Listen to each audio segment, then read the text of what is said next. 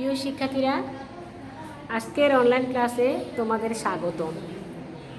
আশা করি তোমরা ভালো আছো।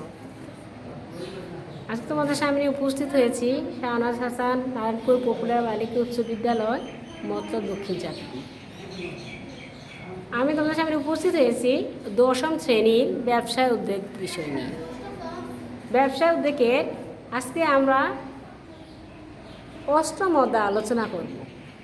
অষ্টম অধ্যায়ে থাকছে ব্যবসা ও প্রতিষ্ঠানের ব্যবস্থাপনা। ব্যবসা ও প্রতিষ্ঠানের ব্যবস্থাপনা। প্রথমে আমরা পাঠের শিরোনামগুলি জানি। 1. ব্যবস্থাপনার ধারণা। 2. ব্যবসায়ের কার্যাবলী। 3. ভালো নেতার গুণাবলী। 4. ব্যবসা অর্থায়নের উৎসসমূহ। তাহলে দেখো যে ব্যবসা ব্যবস্থাপনা কি। ব্যবসা ব্যবস্থাপনা হলো মানব সভ্যতার ক্রমবিকাশের সাথে সাথে ব্যবস্থাপনার উৎপত্তি সহ সম্পর্ক রয়েছে। শুরুতেই ব্যবস্থাপনা ছিল পরিবার ও দল ভিত্তিতে। বর্তমানে ব্যবস্থাপনা ধারাটি ব্যবসায়ী সমাজের ব্যবস্থাপনা পরিচালনা পদ্ধতি থেকে উদ্ভব হয়েছে। সাধারণভাবে বলতে গেলে কোনো নির্দিষ্ট লক্ষ্য অর্জনের উদ্দেশ্যে অন্যদের দ্বারা প্রয়োজনীয় কাজ করিয়ে নেওয়া কৌশলকে ব্যবস্থাপনা বলে। তাহলে আমরা বুঝতে পারলাম যে ব্যবস্থাপনা হলো যে আমাদের যে প্রয়োজনীয় বা দরকারীয় কাজ তা আমরা অন্যের দ্বারায় করিয়ে নেওয়া যে কৌশল অবলম্বন করি সেটাই হলো ব্যবস্থাপনা।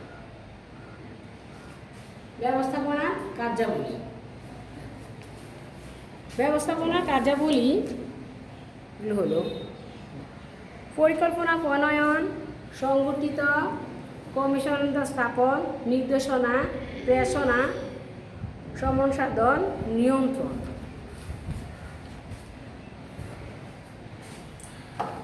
দেখো ব্যবস্থাপনা আমাদের কি কি কাজ থাকতে পারে।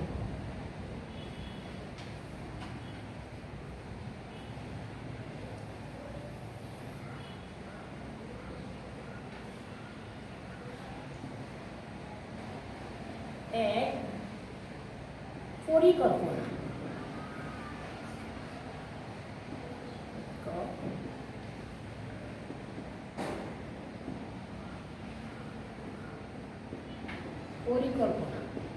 পরিকল্পনা ছাড়া কখনো ব্যবসা করা সম্ভব নয়। কোনো ব্যবসায় উন্নতি করার জন্য সর্বপ্রথমেই পরিকল্পনা করতে হয়। একটা ব্যবসার জন্য প্রথমেই ঠিক করতে হয় কোন ধরনের ব্যবসা করা হবে, আর সেই ব্যবসার জন্য কোন মাল নেওয়া হবে, কোন ধরনের কাঁচামাল ব্যবহার করা হবে, কোথায় হবে, কতটুকু হবে, অর্থের পরিমাণ কেমন হবে, সেই দিক বিবেচনা হলো পরিকল্পনা।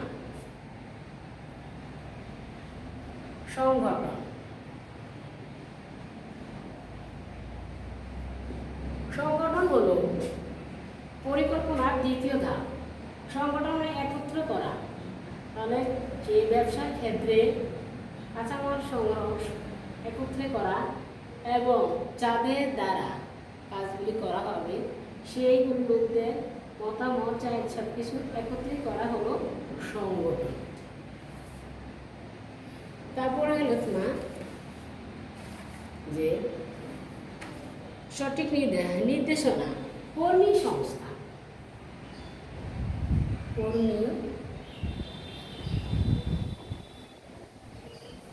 কর্মী সংস্থা। একথা বলা যায় যে কর্মী নির্বাচন বা কর্মী স্থান নির্বাচন। কোন কর্মীকে, কোন কাজের লোককে কোন জায়গায় স্থাপন করা, কোন জায়গায় কাকে কোন কাজের জন্য নিয়োগ করা হবে তার সঠিক সিদ্ধান্ত নেওয়া। নির্দেশনা।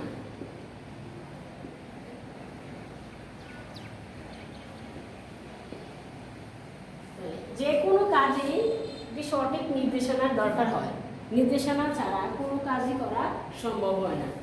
তাই ব্যবস্থাপককে সঠিক নির্দেশন দিতে দিতে হবে যে কোন কাজটি কীভাবে করতে হবে, কোথায় করতে হবে, কেন করতে হবে, সেই কাজ করার জন্য তাকে নির্দেশনা প্রদান করতে হবে।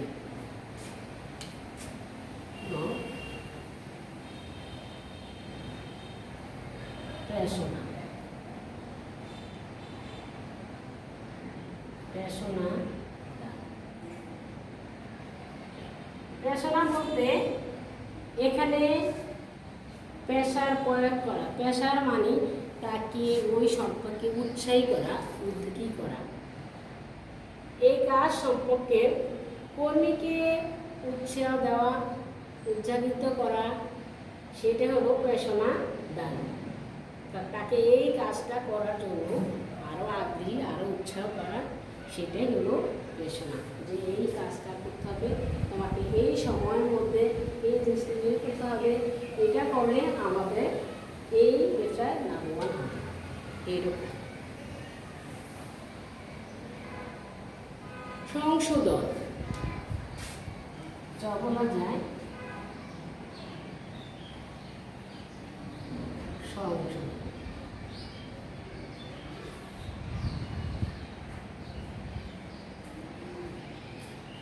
সংশোধন হলো কোনো কাজ পরিমার্জিত করা।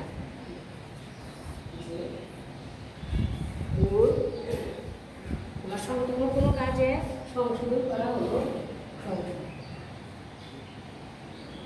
তাহলে কোনো কাজ যদি ভুল ত্রুটি হয়, কোনো কিছু হয়, তাকে আবার সংশোধন ও পরিমাপযুক্ত করা হলো ব্যবস্থাপকের কাজ।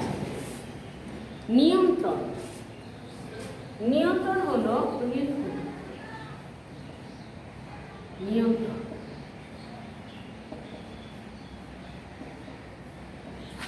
নিয়ন্ত্রণ এই সবগুলি কাজকে একত্রিত করে নিয়ন্ত্রণ করাই হলো নিয়ন্ত্রিত করা। সবগুলি কাজকে একত্রে পরিচালনা করা, সবগুলি কাজকে একত্রে আয়ত্ত করাই হলো নিয়ন্ত্রণ। আমি শিক্ষার্থীরা আমার ব্যবস্থাপনার ধারণা, ব্যবস্থাপনার কার্যাবলী জানলাম। এখন আসি ভালো নেতার গুণাবলী। একজন ভালো নেতার কি কি গুণাবলী থাকতে পারে?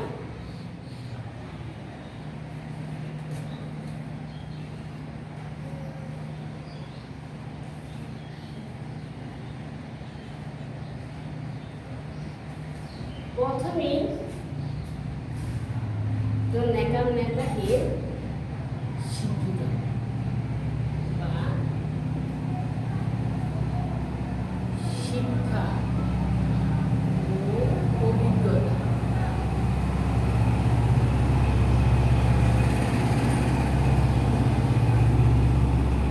একজন নেতা হলো শিক্ষা ও অভিজ্ঞতা। নেতার যদি শিক্ষা যোগ্যতা না থাকে এবং তার পূর্ব অভিজ্ঞতা না থাকে, সেই ক্ষেত্রে ব্যবস্থাপনার কাজে সফলতা সম্ভব নয়।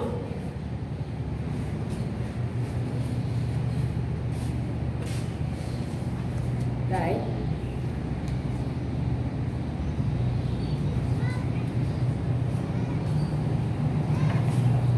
এবং সততা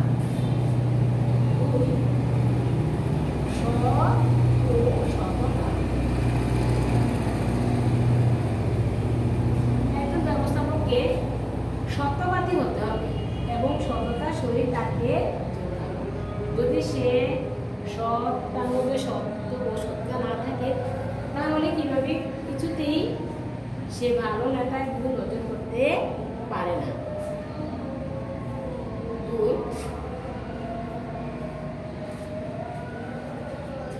দৈহিক শক্তি।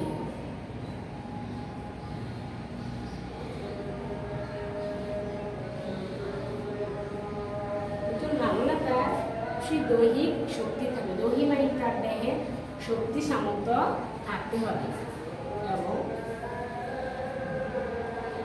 চিন্তা শক্তি।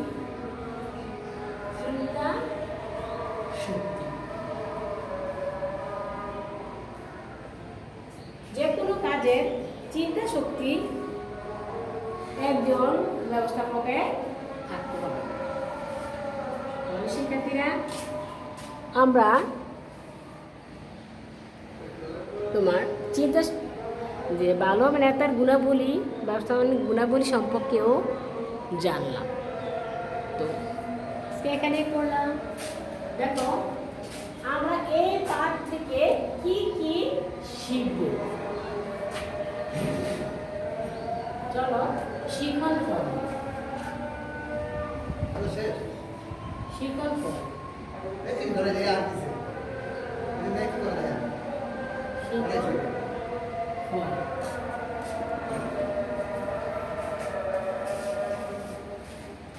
এক ব্যবস্থাপনা ব্যবস্থাপনা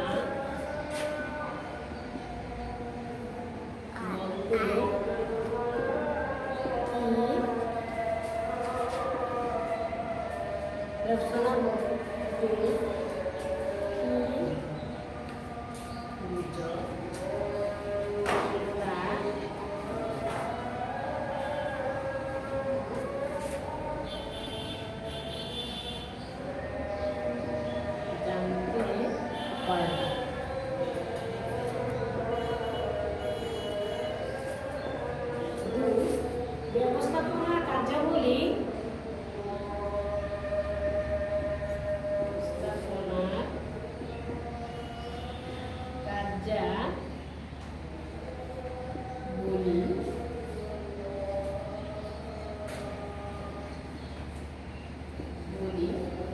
বর্ণনা করতে পারব।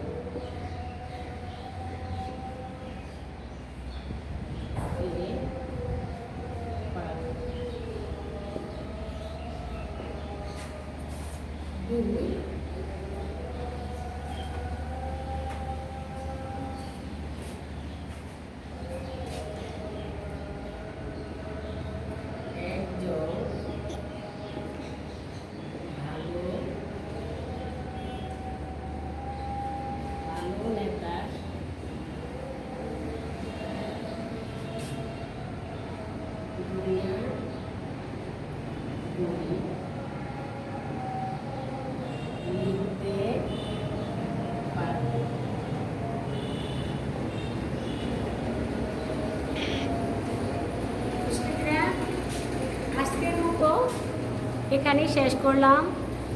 তোমরা ভালো থাকো, সুস্থ থাকো। আল্লাহ হাফেজ।